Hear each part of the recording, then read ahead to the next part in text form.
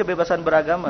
Tapi ketika menjelma sebagai kelompok, dalam hubungannya dengan kelompok-kelompok lain, kemudian menciptakan keresahan, social unrest, negara punya tanggung jawab. Oke, baik. Sekali lagi tepuk tangan untuk Bang Din.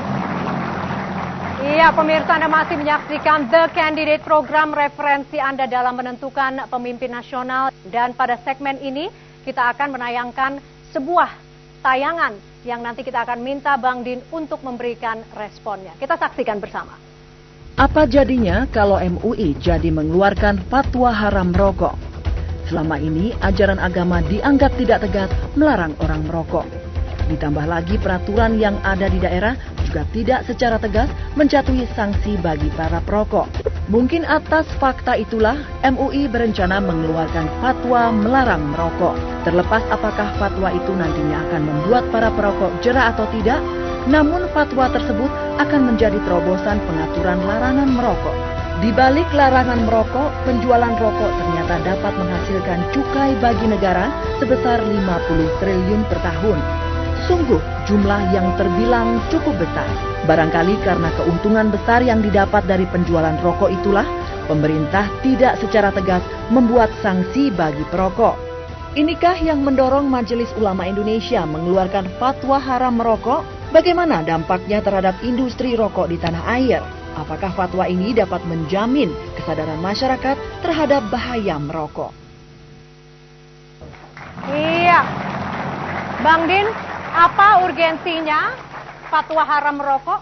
Pertama, saya ingin jelaskan, walaupun saya masih memiliki jabatan sebagai Wakil Ketua Umum Majelis Ulama Indonesia, namun karena saya sedang berkonsentrasi di Muhammadiyah, maka bisa dianggap tidak atau kurang aktif di MUI, sehingga pembahasan fatwa soal rokok saya tidak ikut serta.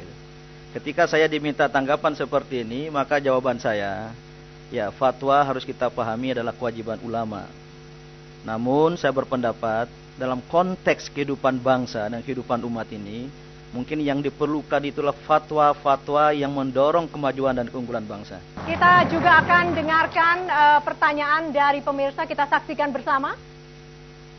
Pertanyaan saya yang paling mendasar bagi semua kandidat untuk pemilihan presiden mendatang adalah untuk melihat kembali sebuah ratifikasi konvensi HAM yang sangat penting, yaitu konvensi hak sosial, ekonomi, dan budaya. Nah, di dalam konvensi itu memberikan sebuah perintah yang sangat imperatif untuk melakukan suatu overhaul, satu turun mesin dari anggaran belanja Republik ini. Bahwa anggaran belanja Republik ini harus dirombak sedemikian rupa sehingga prioritas itu diberikan kepada pemenuhan hak asasi manusia yang berkaitan dengan pangan, kesehatan, pendidikan, serta hak atas lingkungan yang sehat. Nah, kalau ada keberanian untuk melakukan pelaksanaan dari implementasi konvensi HAM berkaitan dengan hak ekonomi sosial budaya ini, itulah yang saya anggap sebagai suatu ukuran apakah seorang kandidat itu layak untuk memimpin Indonesia di masa datang. Apa reaksi Anda, Bang Din? Sangat setuju dengan usul ini, karena itu menyangkut hak-hak dasar rakyat. Tetapi harus diketahui, ketika kita harus mengubah sesuatu kebijakan, tidak cukup seorang presiden.